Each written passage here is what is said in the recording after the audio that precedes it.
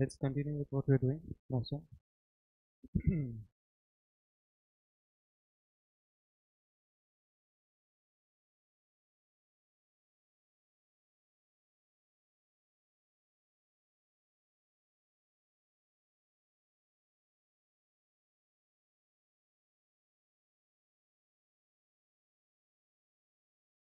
Okay, so we had done till here, right? And okay, I think we done this question also. What about this? If we had not done, fine. Then we saw how to add three vectors, how to add four vectors.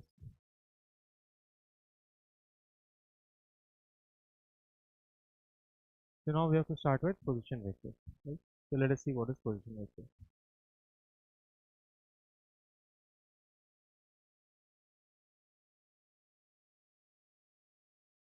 So as the name suggests, position vector, this vector tells us the position.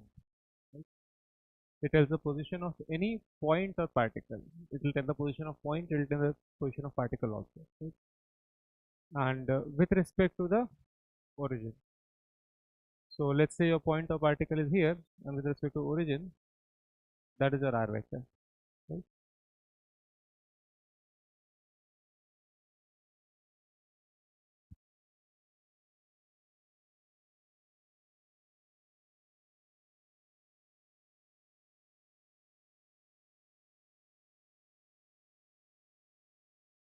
That is your r vector. Okay? That's the position vector of a point or particle. So it is a vector connecting the position of a particle or point with respect to origin. Right? And the head must be kept on the particle. That's what I've done. I've kept the head at the particle, right?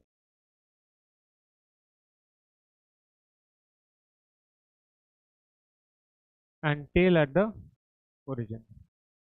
So tail is at the origin. Right? It is a which quantity? It is a vector quantity. And what is the unit of position vector? It is meters. Let's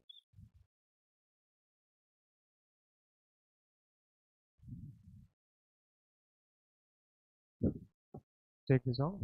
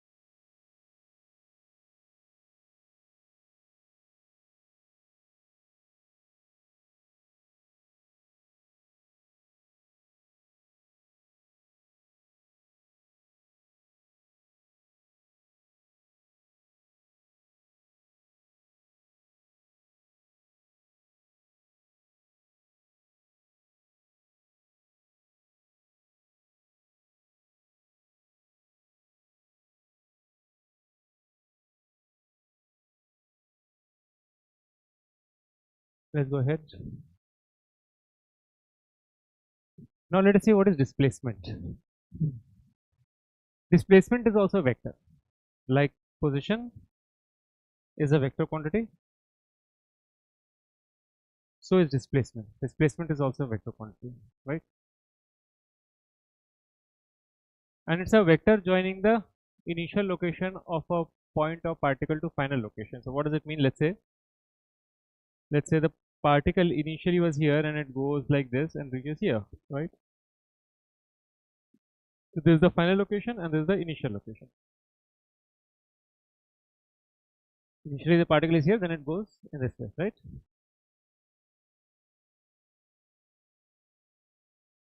So we are here to see what is displacement. And as I told you, displacement is a vector, right? It's a vector joining the initial position to the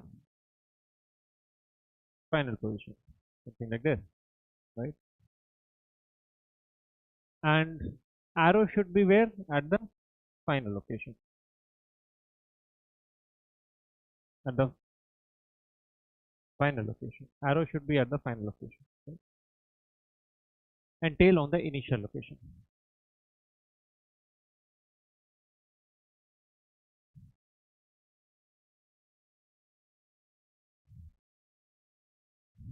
Take this down.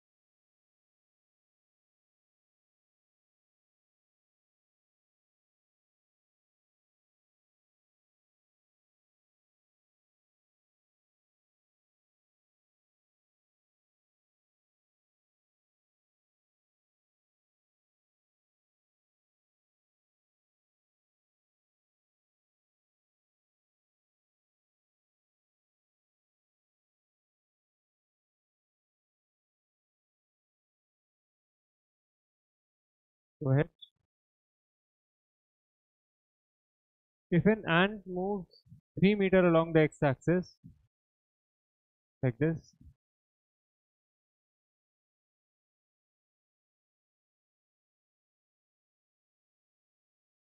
so what is the displacement if he moves, let's say, 3 meters towards the x-axis? Okay, one second, we'll come back to this later on. Now, what is the resultant of 3 or more vectors?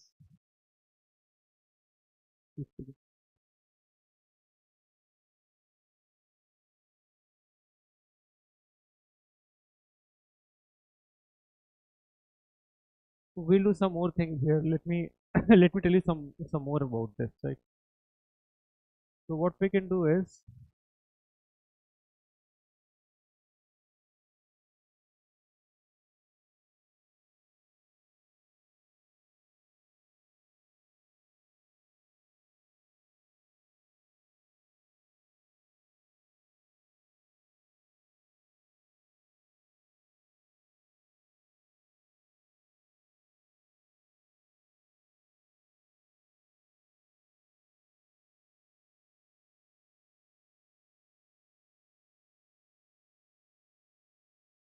let's say this is the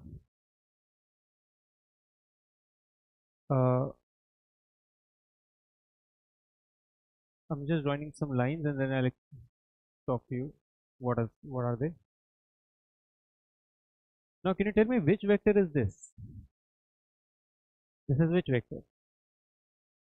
It's pointing towards the initial location. So which vector is that? Which vector can it be?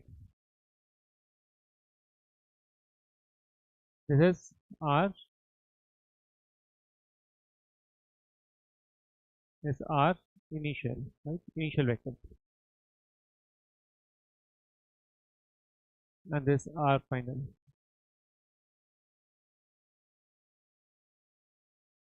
And this vector joining the initial and final point is your P vector. What is P vector again? I told you. It is the displacement vector, right? It is represented by what letter? Displacement is represented by the letter T, right? So, how are these related? How is P vector, R final vector, and R initial vector? How are they related? Let's find that out. Right? How are they related? Now you can see it's forming a triangle, right? It is, let's call it O, and this is I, and this is F. So OIF is a triangle, right? So we can apply triangle law, right? So we can write triangle law and we can say by triangle law of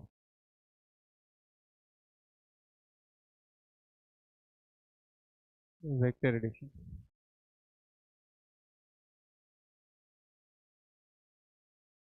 So which is the sum vector here? P vector, Ri vector or Rf vector? Which is the sum vector here? Which vector is the sum?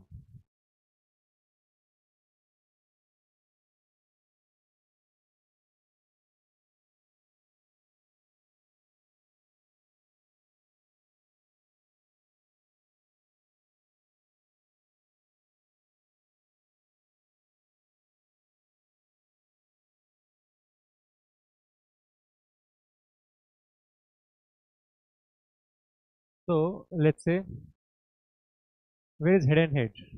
Here is head and head. Where is tail and tail? Here is tail and tail, right? So head and tail and tail and head, if you are connecting, that vector is the sum vector. Right? I've told you this before also. That is how you find out which is the sum vector. In this case, what is the sum vector? Rf vector is the sum vector. So you can write Rf vector is equal to what? Rf vector is equal to Ri vector plus P vector. So your P vector comes out to be what? Rf minus Ri, which is basically difference of the two vector, final vector minus initial vector, right? So it's final vector, final Ri vector minus initial Ri vector. So rather final R vector minus initial R vector. So what do we get when you find out final minus initial? When you do final minus initial, what do you get? You get change, right? So that case, this can be written as delta R vector, where what does delta signify? Well, delta signifies change, right? And P vector is equal to delta R vector, right?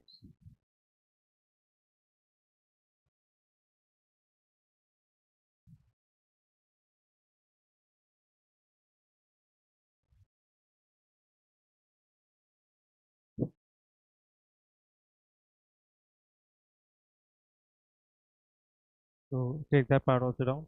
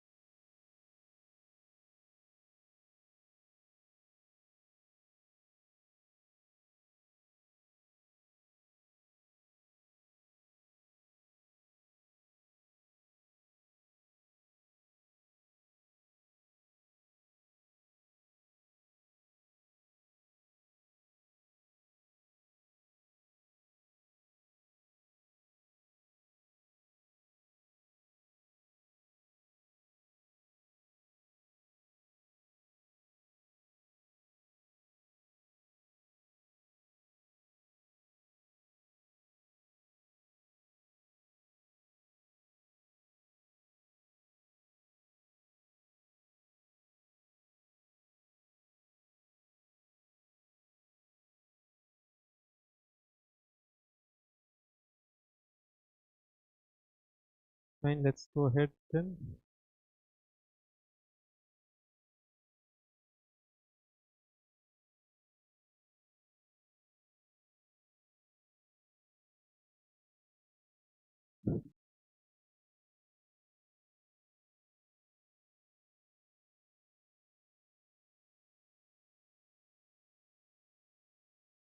The next will be if an ant moves. Okay, this one let's see. The resultant of three or more vectors can be represented by closing the side of the polygon in order. So what it says is that you see these three vectors are in order, right? 1, 2, 3. So you can close one of the sides. The remaining side you can close in order. The resultant of three or more vectors can be represented by the closing side of polygon in order. So sum of these three vectors will be how much? This is, let's say, A vector, this B vector. So what will be the sum of A and B? This will be the sum of A and B. This vector will be what? A vector plus B vector, right? And now let us say, oh, I can change the color here only, no? And let's say the C vector, right? So, oh no, but not that simple. Um,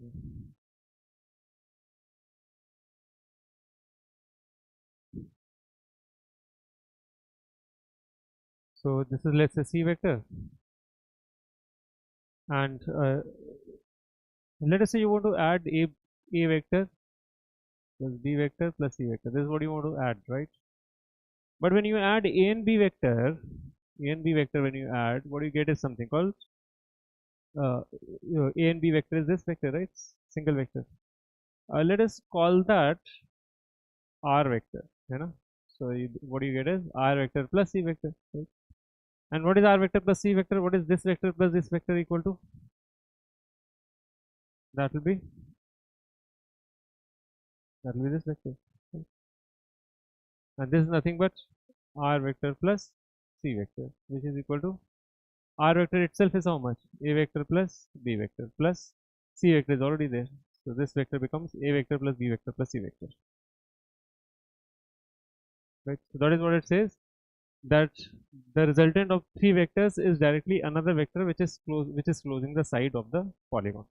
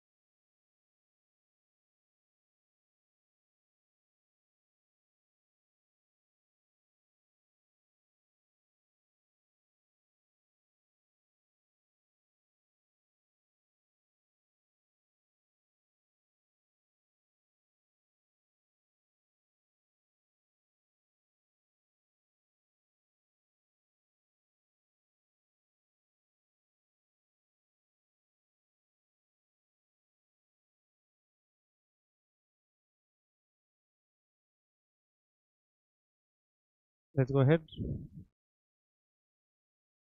Now let us see properties of vector addition.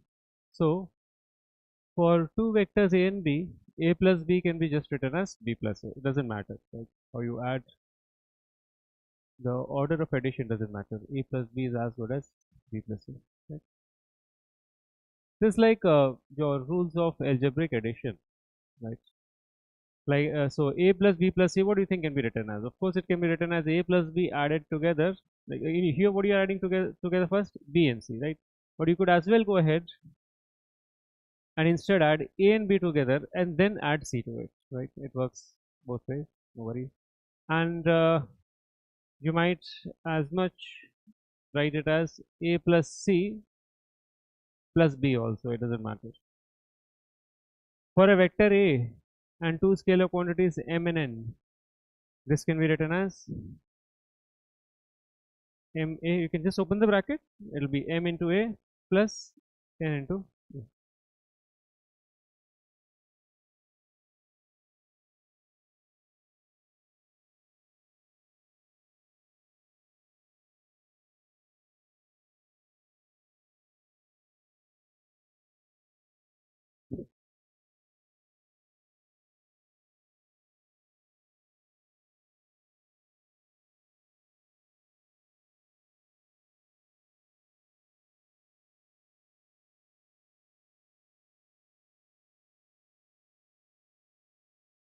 Write down the properties of vector addition.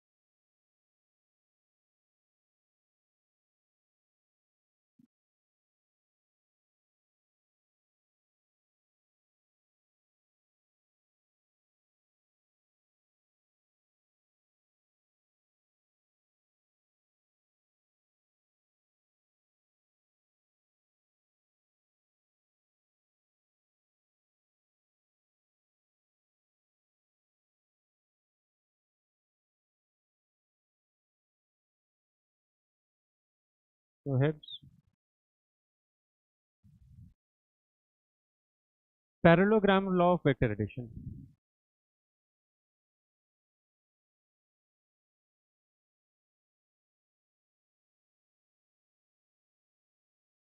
So what is parallelogram law of vector addition? Let's see.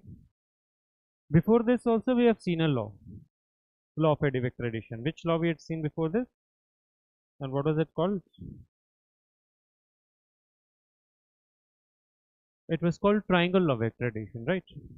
Now if you recall, what was the first step of triangle law of vector addition? What is the first thing that we had to do for uh, triangle law of vector addition?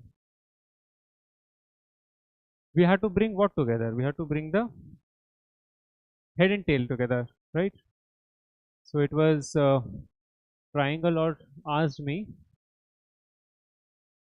to bring the head and tail together, and this law asks me to bring the tails together, right? So what you have to do is you have to bring tails together, and you see tails are already together. The best part is they are already together. I don't have to do anything, right? If they are not together, how do you bring them together? You have to perform parallel shifting, right? Which thankfully we don't have to perform here because the tails are already together. Now what is the next step? Complete the parallelogram by construction. To do the construction to complete the parallelogram. So let's go ahead and do the construction. And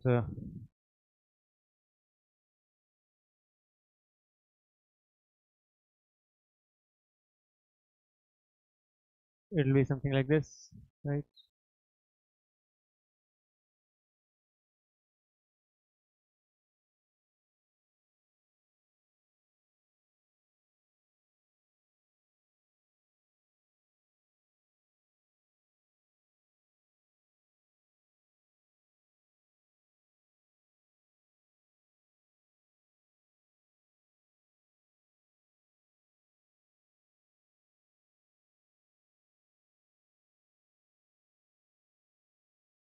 And let's complete it further like this.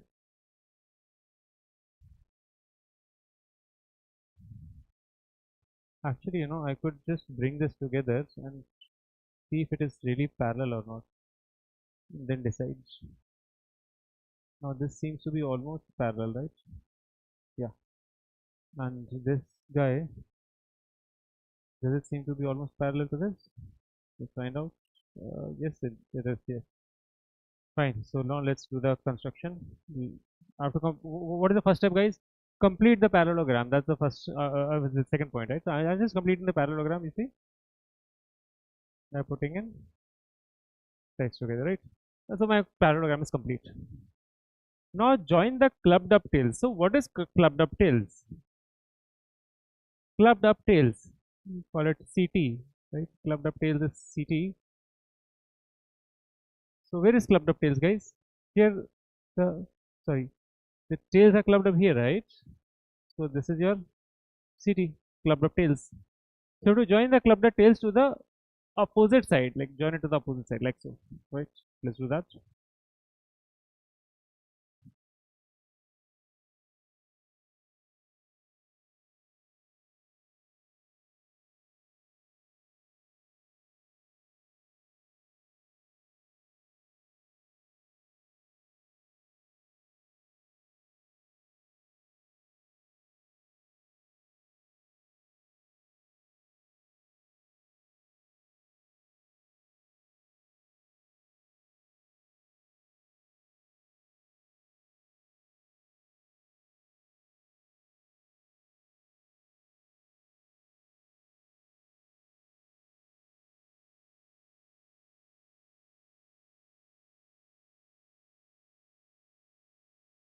Yeah, like this.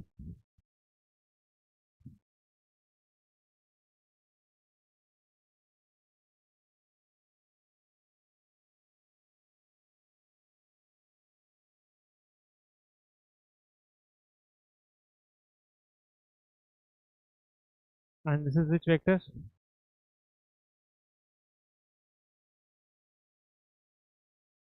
The tail of this vector should be with the clubbed up tails. You can see tail is with this, and this is called, let's say, the sum vector.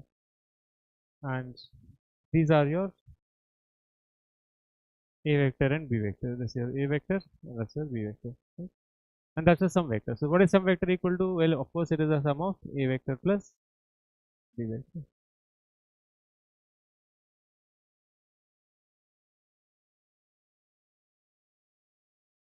Could we have gotten the same result by triangle law? The answer is yes. We would have gotten the same answer by triangle also. But sometimes parallelogram law is more convenient than triangle law. And when it is more convenient, when what are already together? So dash law is used when head and tails are already together. When head and tails are together, you use triangle law. And when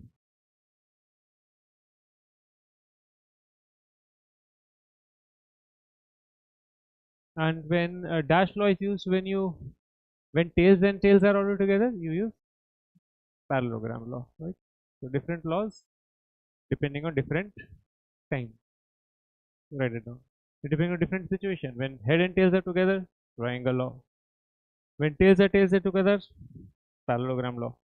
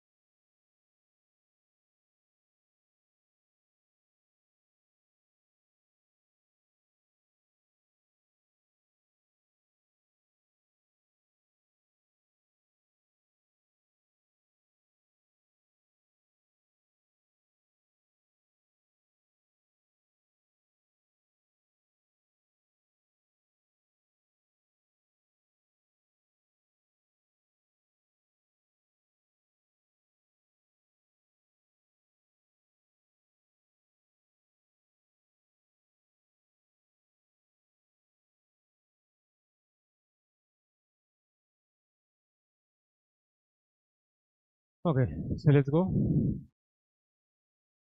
to the next topic, which is subtraction of vectors. The problem with subtraction of vectors is that there is no law for subtraction, right? So that makes things quite difficult because there is nothing called subtraction of vectors. There is no law for it, right? We only have law for addition, but unfortunately there is no law for subtraction, right? So see how we'll be managing subtraction using the laws of addition itself. So if you want to do a vector minus b vector, of course you can write it as a vector plus minus of b vector, right? So I did not know subtraction, so that is why I converted that operation into addition. So now I am adding a vector and minus b vector,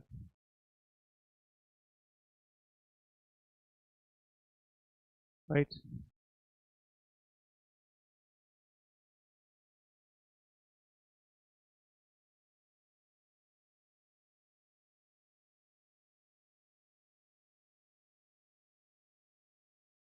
This is how we manage things. A vector minus b vector is equal to a vector plus minus b vector. So how do we do vector subtraction? The answer is we don't. Right? Instead, we convert to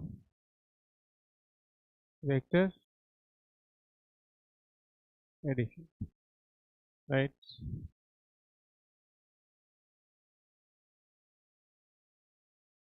So a vector minus b vector is a vector plus minus b vector, and this a vector and this b vector. So what will be minus b vector?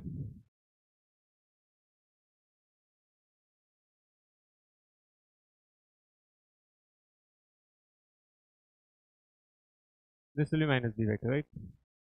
You take and you put it here because it will have equal magnitude but opposite direction, and this is your so-called minus b vector, right? And that's a vector, and this is a minus b vector. And what do we have to do with these two vectors, the a vector and the minus b vector? What do we have to do with that?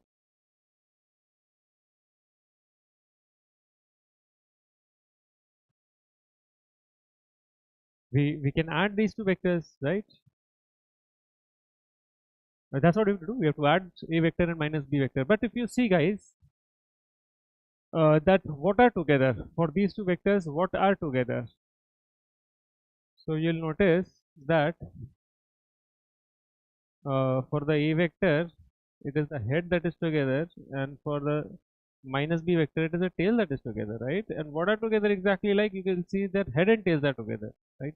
And when head and tails are together, head and tails are together. So what sort of addition are we supposed to do when head and tails are together? We don't do head and tails are together. We use triangle law vector addition, right? So we'll use triangle law vector addition to find the answer. And how do we get it? By joining the remaining tail to the remaining head, right? Like so. And this is your a. This is your a vector plus addition, right? A vector and addition with minus b vector, which thankfully gives us what I wanted at the first place, which is a vector minus b vector. So you see, this is how you perform vector subtraction by using vector addition. And why did we do? Because there is no rule for vector subtraction, right? So take it down. One second. Let me first arrange the notes for today. After that, you can take this down.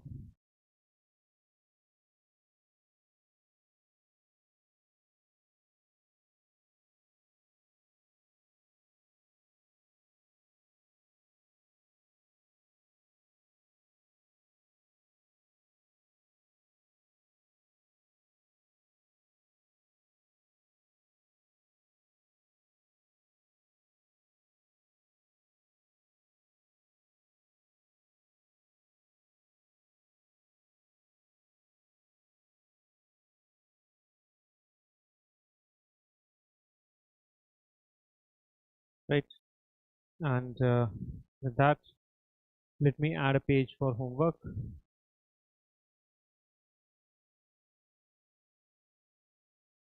Homework is do problems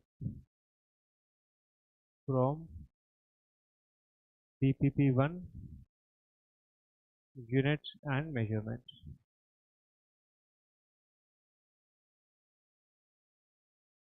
right?